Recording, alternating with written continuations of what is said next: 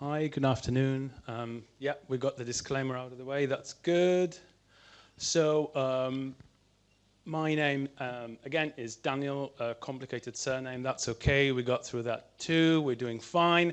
I'm going to talk a little bit about further extended reality, bending time. Well, that's slightly over-egging it. I'm not really going to talk about bending time and other pursuits. And let's do that. So I want to start with a moan. Many of us have spent time in education, future of education, and I am getting a little bit frustrated, I must admit. Why is that future of education always ahead? Whatever we do, all the effort, the spend, the focus, there's always some future that we are striving towards, decades. People will retire and the future is always ahead. Similarly, that digital transformation that we've all been trying to play our part in, where is it? Why is it always, how long is the transformation? Is it something that started? Is it ahead? Have we done something wrong? And slightly, even more petty, is why are we always looking for the next device, the next head-mounted device, the next bit of software or hardware? Something ain't quite right. The reason we can't scale, if only it was cheaper, more GPUs, better display, easier to maintain. Sorry, that was the moan, out of the way. But I can talk about the very near future, which is the next few minutes. So I'm going to talk a little bit about Imperial's Digital Media Lab. I'm going to talk about how we somewhat change how we do and think about virtual reality. I'm going to talk about further extended reality. I'm going to talk about Greek playwrights and Greek tragedies in the spirit of, we had lots of classics today, so I thought it's only appropriate. And hopefully we'll have time for questions, maybe even my own questions, because I'm a bit greedy. There's lots of people here that I think I can learn from. So, where's the volume? This one? Source volume? Yeah, just to make it hard for me to speak, and I'm going to have to shout over it. So yeah, basically we are Imperial College's Applied Media Center. We work in learning media, both interactive and immersive, but also time-based. We have backgrounds in the creative industries, creative tech. That is, we're not academics, but we ended up in academia. We come from virtual reality, broadcast, film, and so on. We work to an economy of scale and skill. That is just to say that the university is trying to group the need and to group the potential so that we don't have siloed generalists. We have a unity of praxis, which just means that we think it's insufficient to do stuff properly. We want to do it in a way that is repeatable, samey, avoidable communication and whatnot. We try and own the assets and the know-how. I know that in a previous session we discussed sort of the viability of developing anything and delivering it in-house. We try and be modality and tool agnostic. We can go into that if we have time. We sometimes get involved with novel solutions, but we are, not only when there's a need. And we have created a reuse, refresh, and adaptation ecosystem. But I mean, basically, in a line, we try and rethink, or at least think, creative learning tech for and with our students and our educator colleagues. Now, this would have been the point where I would have needed to give you the disclaimer to say that we're very pedagogy first and that we're not doing tech for the sake of it.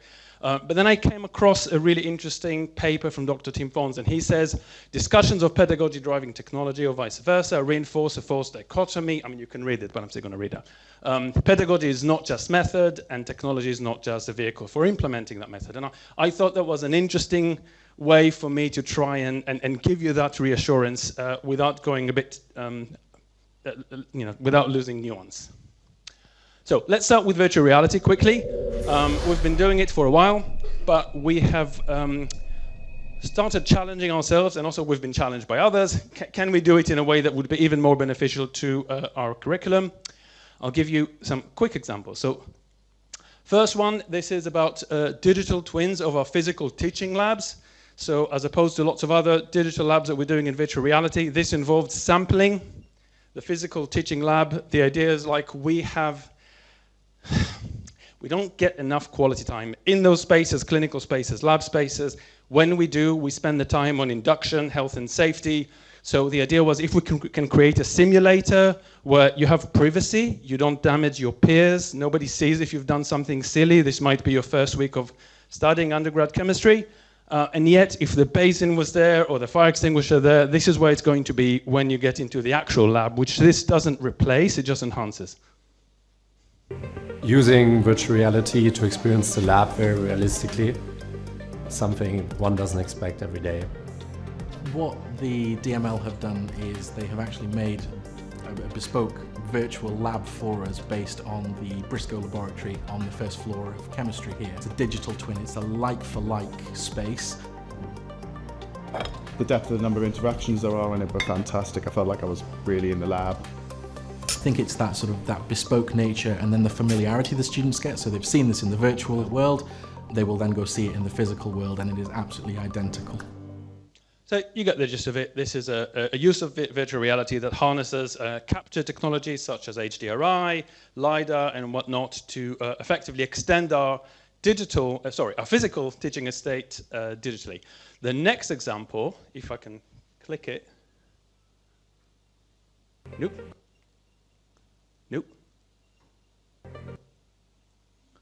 Yes, that. So we had an idea from Dr. Silke Donahue from a medical school. She had an opportunity or a gap that's to do with pipetting skills. Apparently, I don't do that stuff, but apparently it's quite tricky. There's a lot of muscle memory. It's not so easy to teach. The problem was to do it with the controllers we usually use for, I'm going to demonstrate. For virtual reality, doesn't really work because it's a manual dexterous skill. So what we've done in collaboration with the medical school and with our School of Design Engineering is we created a very cheap to print in-house. Effectively, we sort of hacked the controller so that we have a pipette controller. And apparently, I mean, there's a paper coming out soon, but apparently evaluation had shown that this was useful. If students could learn essential lab skills in a completely safe environment, with a bespoke controller that simulates a micropipette, we are using virtual reality to improve students' self-confidence and safety. Students are immersed in a virtual lab recreated with a high level of detail, where they receive instant feedback. At Imperial, we are using VR to advance students' experience. And, you know, I touched on reuse and adaptation because we only needed to focus on the thing that was new to us, which was that kind of digital physical interaction of the bespoke controller. We could use assets we already had from the previous one. So for example, the lights are the same lights in most of our labs, and so on and so forth. So that kind of gets you into slightly more premium offering for the students, faster and cheaper. Last example in VR, because I want to move beyond that. This was with our business school, very different. A couple of quick things about the little video I'm going to show you. One is that they do something, and I won't be able to take credit for it, absolutely their idea, which I think is a really nice learning design concept. They actually recognize and use playfully the affordances of untethered VR. In other words, there isn't that kind of assumption that VR is the be-all and end-all. Rather, they're kind of going, hang on, we're bringing students on a cold Wednesday morning to campus and we're putting buckets over their head. So what they've done is they just played with it in the learning design. I'm going to show you how. I think that's quite nifty. The other thing is they harness the fact that our teams work also in time-based, and they created a transmedia with us, and I'll take some credit. They created a transmedia learning design whereby you have animations, right, so time-based, but also virtual reality. But the aesthetics, the learner experience, the narrative, everything is continuous across these different modalities. Idea Lab and the Digital Media Lab, we've been partnering up to create a one-of-its-kind VR and non-VR experience designed to help improve students' team-building skills. The more we went on and the more times we did it, the more as a team we got to understand our strengths and our weaknesses. We are not all the same, we are very different, but we all share the same goal and we were working together. So you can see how the VR headset, it's kind of groups, and each group has some, only one of you, say, would be in the alien spaceship, and some people would have clues, and it's kind of making it much more social and interactive. You also need fewer headsets, so that's kind of cost effective. So that's in VR. But what if VR isn't the be-all and end-all? What if we need a slightly wider set of solutions? For example, what if we need to further extend extended reality? What if we recognize that VR has affordances? I mean, so many people, good colleagues, talk about, the future of education is VR. And I always look for and it kind of gets a little bit stuck there. And of course, there are accessibility issues. VR is great for some stuff. It's not great for other things. That's okay. I absolutely adore virtual reality. Just like any other tactic, it has things that it does better and things that just intrinsically it's not very useful for. But also, what if we want to support learners wherever learning takes place? That's a difficult thing for the likes of us to say. And what if we therefore need a toolbox that gets us to move from the dichotomy of kind of VR or nothing? What if a lot of teaching and learning happens in places like this? In fact, this is a real Imperial College. Some of them look a bit swankier, but this is genuine. Or what if a lot of teaching and learning happens in places like that? So the first example was basically trying to tackle what we can do for online and blended, effectively remote learners. We had worked with a team at our Institute of Extended Learning. We wanted no apps, no downloads. We wanted something which is educator-facing rather than a framework for makers. We wanted it to be cost-effective at scale. We didn't want to just give some, edge of cloud compute company a blank check. And we wanted it to be accessible. We wanted it to be in the flow of any virtual learning environment or learning management system. We also, in the process, realized that actually this is very old tech. We have 3D artists that have been using web solutions to preview our asset library for years. So supposedly, at the very basic level, you can just, in the same way they can have an iframe with a video, you could have an iframe, and then all of a sudden it makes it more active, right? You can look at the molecule, turbine bit, whatnot, from different directions, different angles. So don't take these to be, these are not animations. We can do better animations than this. These are basically grabs, screen grabs from effectively those things that we refer to as AIMS. Stands for asynchronous interactive media. They're very simple. We're not going for bells and whistles, but they're very scalable. And all of a sudden, we're not in the binary of a video or nothing, or a podcast or nothing. So because there are different workflows, it's not just one way of doing it. We sort of divided them into different types. We came up also with a chili pepper scale because we wanted people to still spare a thought for us people who are going to be perhaps making it for them. Weirdly, some people prefer they like the peppers, they don't really like the rest of it. But I guess that's something. What you're going to see here quickly on the right is basically this is an edX sandbox, but I mean it's not. We didn't build it on edX. You can basically adopt the approach on any system. This is what we would refer to as an AIM4. This is more chili peppers. It's slightly more involved. This, in terms of effort, is similar to developing VR. Effectively, it's some sort of game engine. But I mean, in a way, it has already expanded our toolbox into solutions. Yes, it's not VR, but it's interactive. It even gives you some feedback straight on the platform, and it's very cheap to deliver. So then we started tackling the elephant in the room. In fact, the room is the elephant, with a project that we termed SIM, which stands for Synchronous Interactive Media. The idea was, firstly, anything that we can do on the internet, we can also do in any of our teaching spaces, even the really legacy ones. And we don't need to give anyone any head-mounted device, right? And we don't need to even know which space it's going to be. We literally just need to have a web solution. But we also looked into, and this was when it got a little bit trickier, can we do higher compute solutions? So in one of the two pilots, I'm going to show you a very quick video. One of the two pilots, we use something called pixel streaming. And we have lots of GPUs from NVIDIA, but it's in a data center. That means that we can basically push stuff to any space on campus, and we don't really need to do anything to the space, or we don't need to provide the learner with any hardware.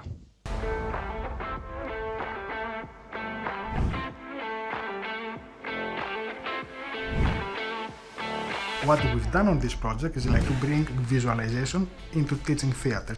The project is a collaboration between the Digital Media Lab and myself as iExplore lead.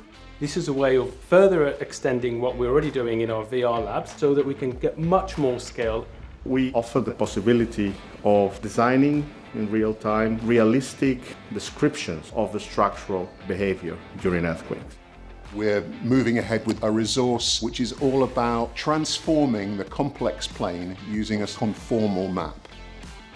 In the very long term, the sky's the limit. Really exciting next few years, I think. So I think I only have about 2.5 to 3 minutes. I'm going to skip some stuff, but if anyone's interested, you can always just, I don't know, grab me. We then, suffice it to say that we started using the same skills for the changing of those actual physical spaces, because co-design with students was suffering from, was benefiting from very similar sort of skills from the same people. These are basically solutions for decision making on how to change physical spaces. And of course, we can also do stuff that is geospatially sort of locked. So if you want to see, for example, a new building that we're building, you know, helmet and all, just before you approve a very large sum of money of investment, that's an opportunity for decision makers, and it's the same, effectively the same skills. Very quickly, I think probably very quickly, I want to very quickly touch on AI, because that's the theme after all. So I realized a few weeks back that the way that I'm thinking about what I want from AI, what I want for Christmas, is a little bit like in Greek tragedies, where those playwrights were very good at coming up with really complicated human sort of entanglements, but they didn't know how to resolve them, so they had this kind of god from the machine that would just come and give you the solution. This is a list of things that I want. If anyone has them, please do hand them over. I would be very grateful. And we've seen very, very small, dangerously, misleadingly small sort of opportunities where we've done stuff, very simple visualizations, where we moved from doing stuff over 5 days to 2 hours using Gen AI. Of course, extrapolating that to something very complicated on Unity is dangerous, and it might be just my wishful thinking. There are problems. I'm not going to read them out, and hopefully they will make a little bit of sense. I mean, basically, they go to the question of authenticity, right? We trained models on very generic media, and surprise, surprise, unless we force it out of them, they will give us very generic media, because that's what we fed into it. I mean, that's the purpose of this machine, is to churn stuff based on the quite boring stuff that we fed into it. So again, I haven't got time to read these with some drama, but suffice it to say that I think hallucinations aside, the problem is also us. We have been perhaps making sometimes pretty generic stuff. And I've been involved with pretty generic stuff, whether it's time-based or interactive in my days, and it's not always, that's before we had Gen AI. So maybe the question of authenticity, right, doesn't have to be just a function of AI. Maybe we just need to aspire to be less bot, whether we have a lot of AI in our process or no AI. We just need to ask ourselves, are we being authentic? Are we asking the genie, if you like, for the right things? So I'm going to conclude super quickly. I won't read that out to you, but basically I'm trying to suggest here, because the future is so irritatingly elusive, I'm trying to go, what if there's lots of stuff that we can already do today within our constraints, existing technology, existing budgets, existing headcounts? What if we stop defining things through the device, the vendor, or the modality? What if we can already do stuff that is beneficial, affordable, and possible today? And for emphasis, I wrote it bigger and added that. Yeah, that's me.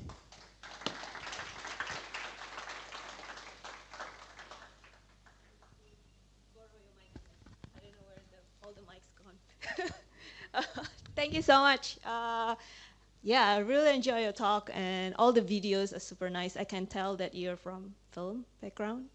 Yes, so cool. Yeah, the last bit of slides are a bit quick, so I have a question, but I'm gonna open up to the floor first. Any questions?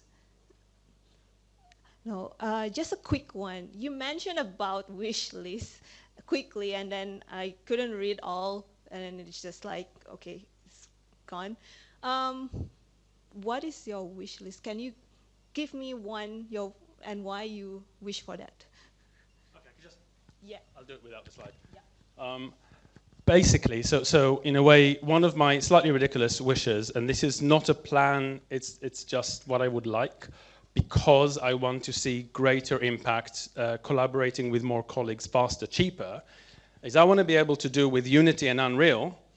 Anyone here that has a solution, do come talk to me. I want to very soon be able to point, for example, to the. I go, we've done a lot of the, we have, if you like, level 1. It's not a game, but let's call that simulator a game, that chemistry lab. I want to be able to go, now I'm going to show you a video of a different experiment. You tell me which assets you don't have bought, and we'll give you those assets. And then we'll basically give you lots of module information, and you'll be able to give us a first draft of all the different interactions, because interaction design and optimization, those are painstaking. They take a lot of time, and I don't like that. So if I can have a quick first draft, that would be such a productivity boon that for me it would change some of the decisions around whether a particular module should benefit from these kind of interventions or not, because sometimes the question is at what cost. So I have 3 wishes, but this is one.